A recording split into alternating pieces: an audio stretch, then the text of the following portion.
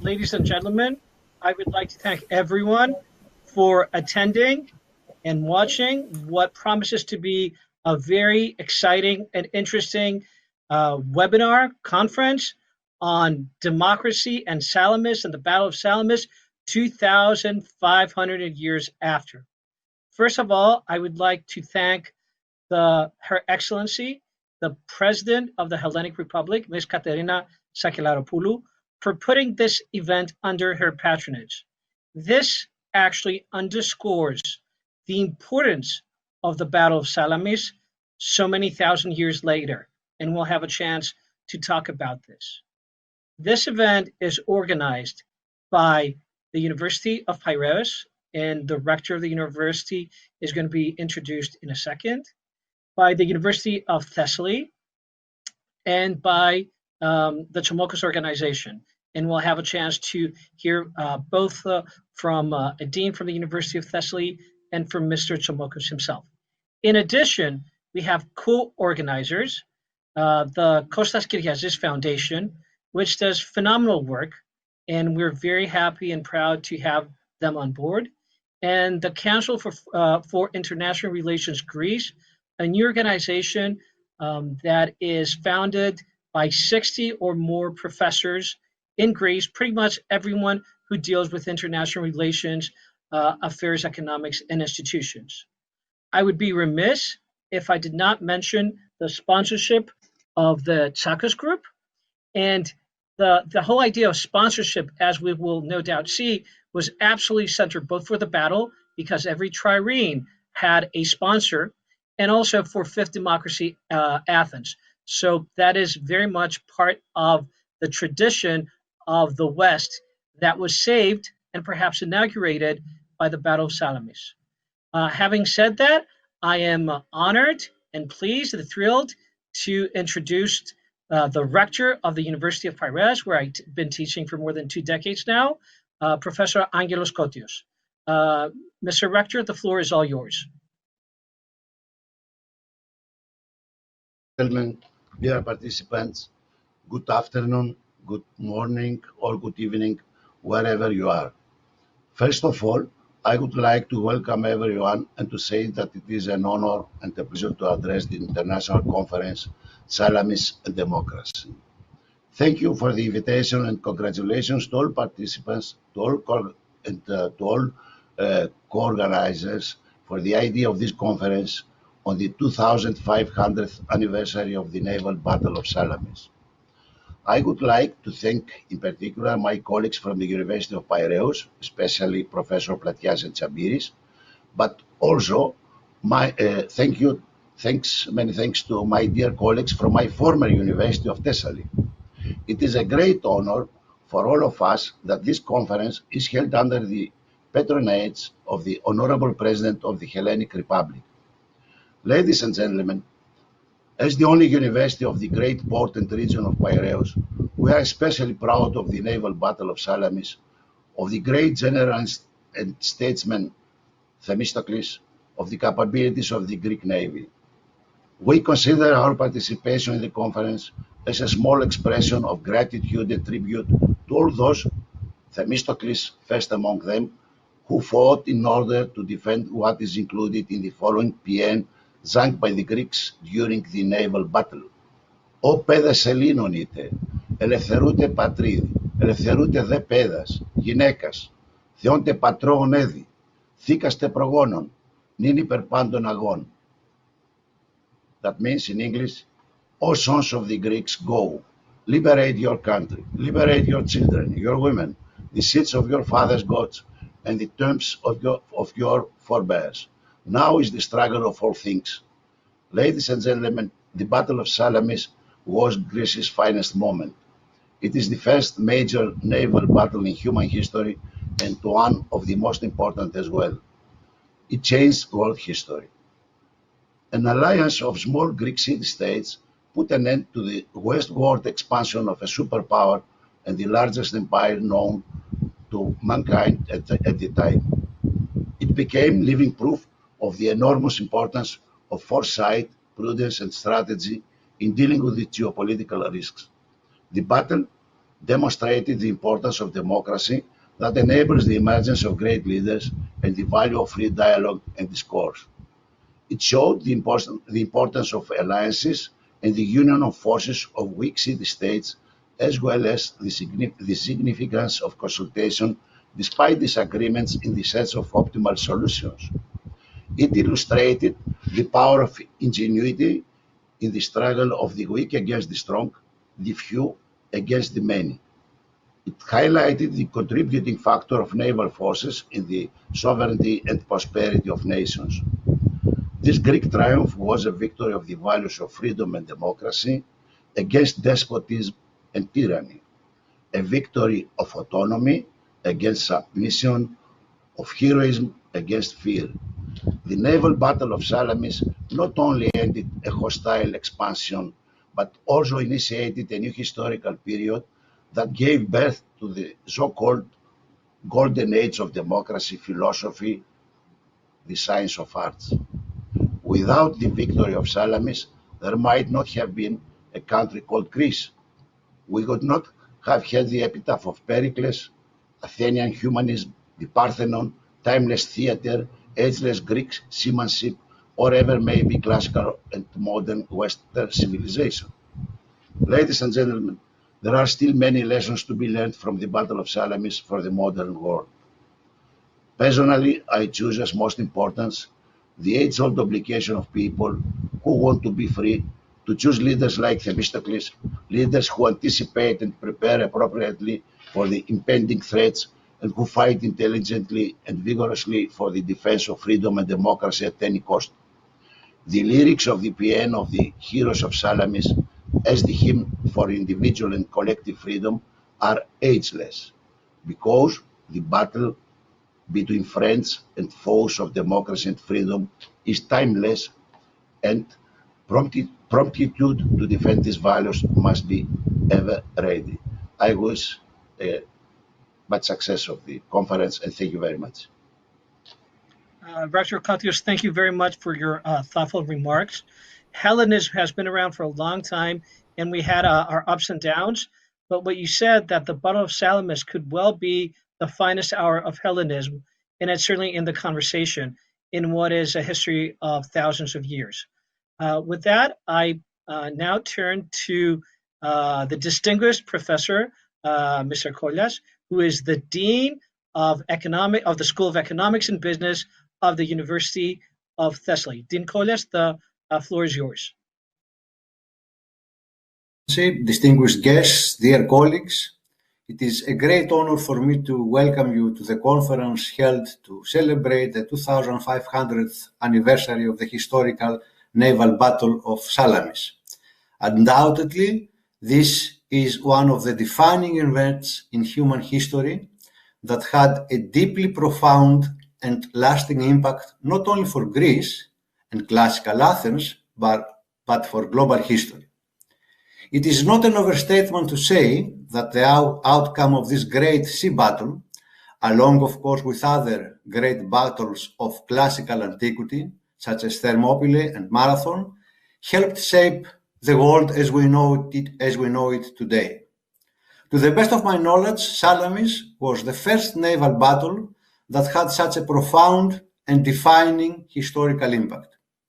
It highlighted the importance of naval power, it paved the way for Greece's golden age, and acted as a turning point in history, laying the foundations of Western civilization and democracy. The 2500th anniversary of the Battle of Salamis is an opportunity not only to look back at the events and the developments of that particular historical period, but most importantly, to reflect and deliberate on the many challenges that democracy faces today.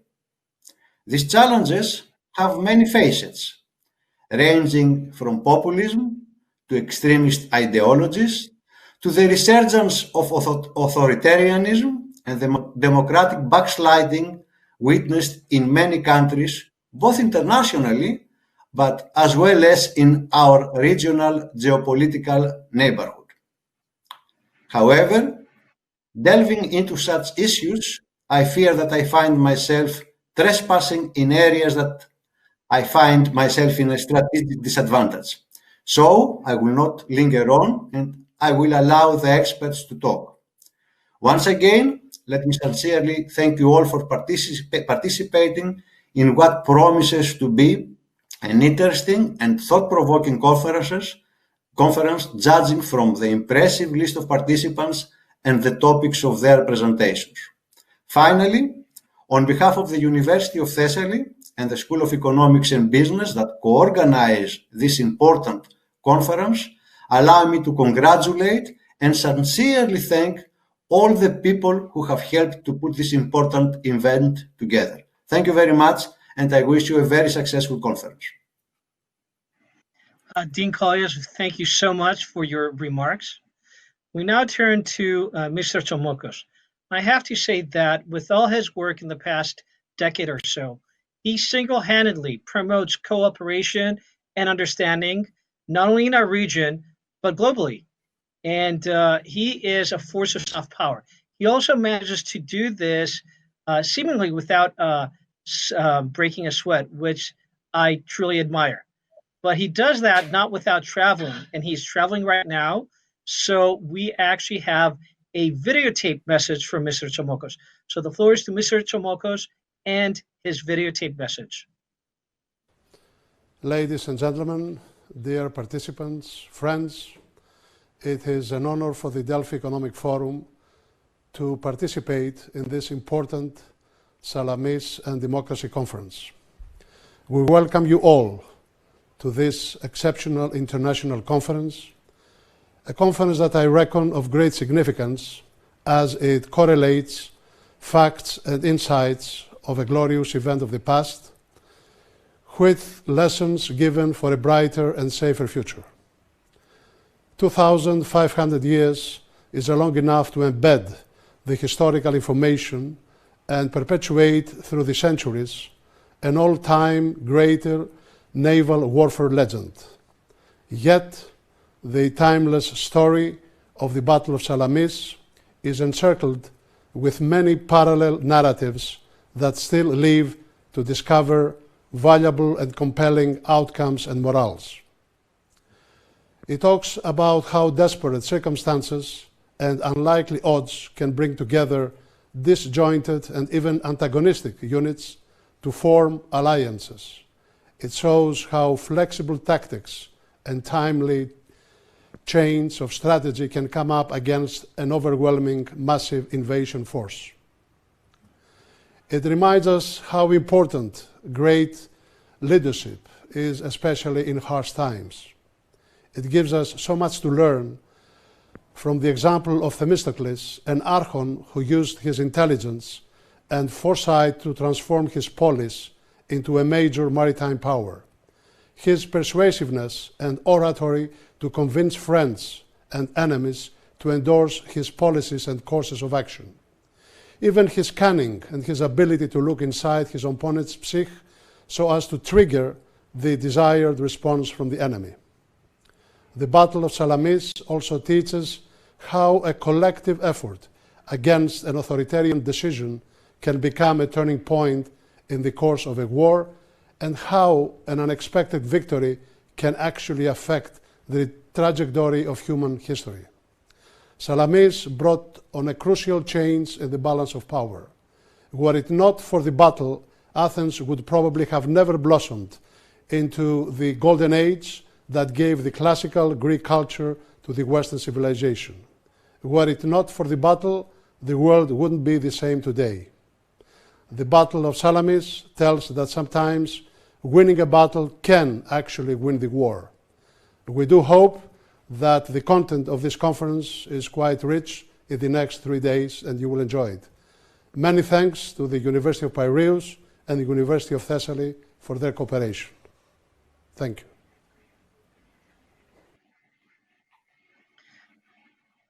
So we thank Mr. Tsomokos for his remarks, where he actually touched upon a lot of the themes that I'm sure we're going to be hearing much more about in the coming hours and days. So it's now my turn to make some remarks. The Battle of Salamis is one of these hugely important events, a turning point in world history. And it's billed as that, and it probably is something approximating just that. And it's one of these events where we can actually know a lot about it. We know when it took place, we know where it took place. It's not shrouded in mythology, but we have a tremendous amount of knowledge about it. Herodotus, in his histories, writes about it, and I think it's fair to say that is at the very center of his great timeless book. Thucydides has some choice and wise remarks about the battle and Themistocles in particular.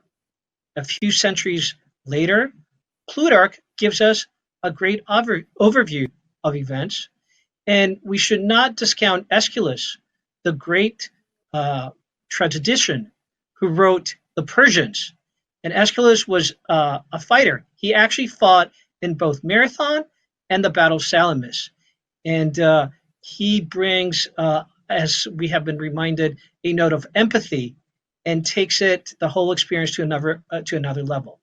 Add to that the archaeological findings and various other sources, and we can reconstruct 2,500 years later a clear picture of what happened on that day during this battle. What is more interesting and perhaps a little bit more contentious is, what does this battle mean?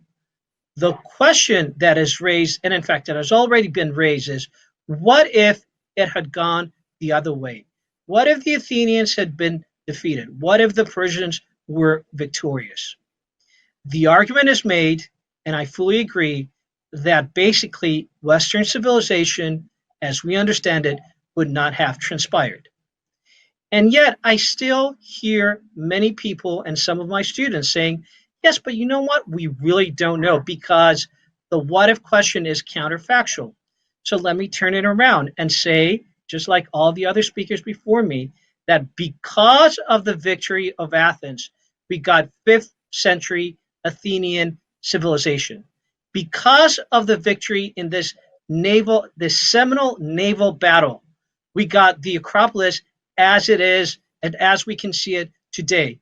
We got ancient philosophy, or a big chunk of it. We got ancient tragedy, architecture. We got Athenian and Greek civilization, which helped also build a framework in which Roman civilization and later on Christianity emerged.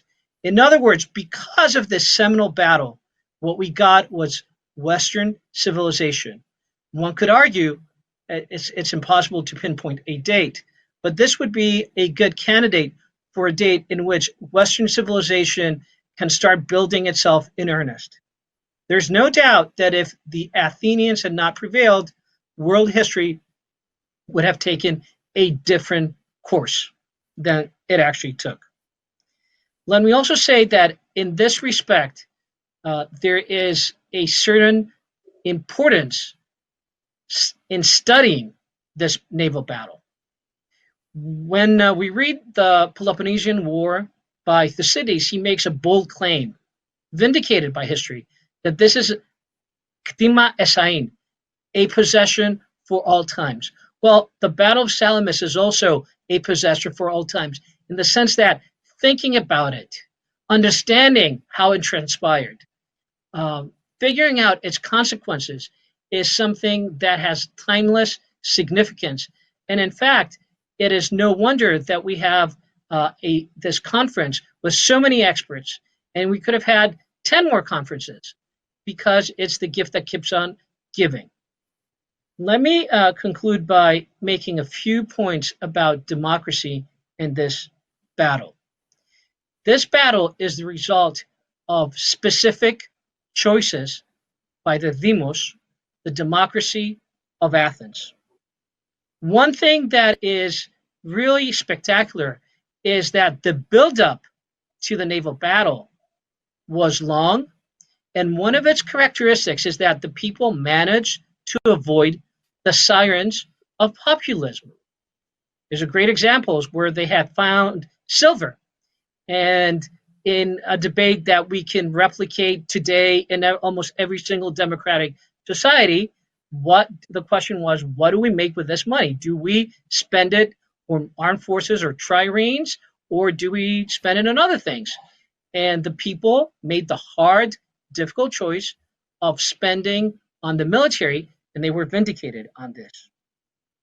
In fact, I think that it is fair to say that when we look back at democracy, democracies are not particularly good at avoiding crisis, but they tend to be much better in confronting crisis and confronting crisis successfully. The ancient Athenian demos made the hard choices, including to abandon their ancestral homes, tombs, duties, everything that their possessions really, get on ships and go to Salamis and allow their possessions in Athens to be destroyed and burned by the Persians. That's not an easy decision. And we have to understand that they did not know at that point what would happen. In other words, we do, they didn't.